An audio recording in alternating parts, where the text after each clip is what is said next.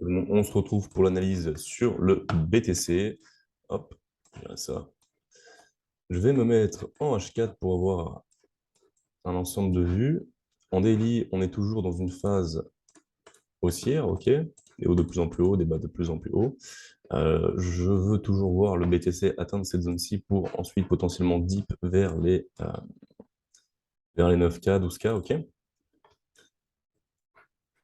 Hop, je me dirige en H4. En H4, on voit ici qu'on a un FVG, ok, sur cette bougie, sur cette belle expansion,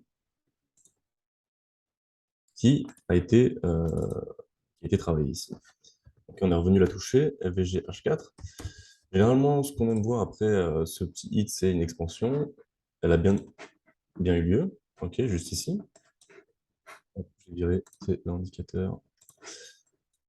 Donc, deux scénarios possibles. Soit on vient retracer ici pour repartir à la hausse, ok, dans ces FVG potentiellement, ou on vient repartir à la baisse.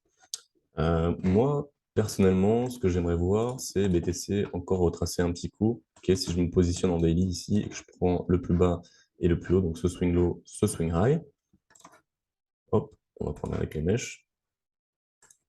On n'est toujours pas revenu ici taper les 0,62 de notre Fibonacci. Ok, donc généralement, j'aime bien me concentrer sur cette zone. Ok, qui rentre en confluence avec notre FVG, juste ici, et notre order block en daily. Ok, donc dernière bougie baissière avant cette expansion. Okay, donc ici, on a un FVG, on a notre Fibonacci et on a notre order block en daily. Hop. Donc j'aimerais bien qu'on aille retravailler cette zone-ci entre les 22 200 et 21 800, ok, pour ensuite repartir comme ceci. Hop, on vient taper quelque part par là, on vient casser ce plus haut et continuer notre structure haussière, pour ensuite potentiellement faire quelque chose comme ceci et venir sur cette zone-ci et aller chercher un short. Ok? Donc pour l'instant, j'aimerais voir le BTC retracer un peu plus vers le bas pour repartir à la hausse. Pourquoi pas cet après-midi avec les NFP, ok, côté américain. Pas mal de news, notamment taux de variation de l'emploi au Canada. Donc ça risque de bouger pas mal. Et pourquoi pas voir BTC dipper pour ensuite retracer. ETH, on a à peu près la même structure. Où est-ce qu'il se cache? Ah. Ok.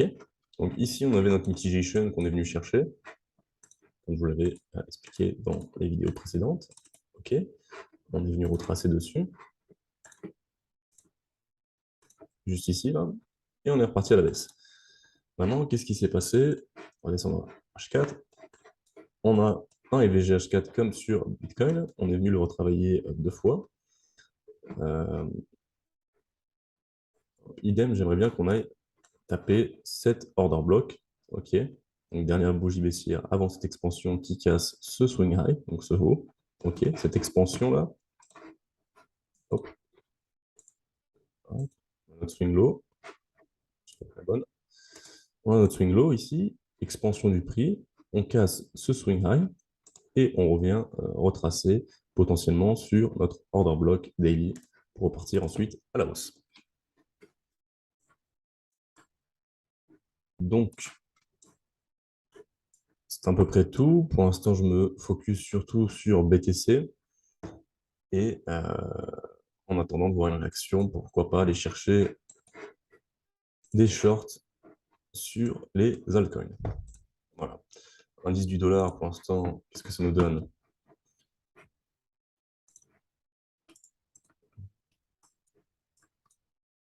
Pourquoi pas retracer pendant les NFP, casser ce plus haut et repartir à la baisse ensuite. Ok, donc ce plus haut, faire quelque chose comme ceci. NFP, on casse. Et la semaine prochaine, on repart à la baisse pour atteindre ces zones-ci de notre seul maker modèle. Donc voilà, c'est à peu près tout. Pour résumer, on surveille BTC pour un petit retracement. Hop, attendez, un petit retracement de notre BTC sur notre Fibonacci.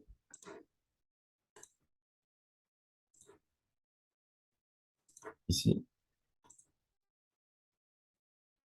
Hop, pour ensuite repartir à la hausse.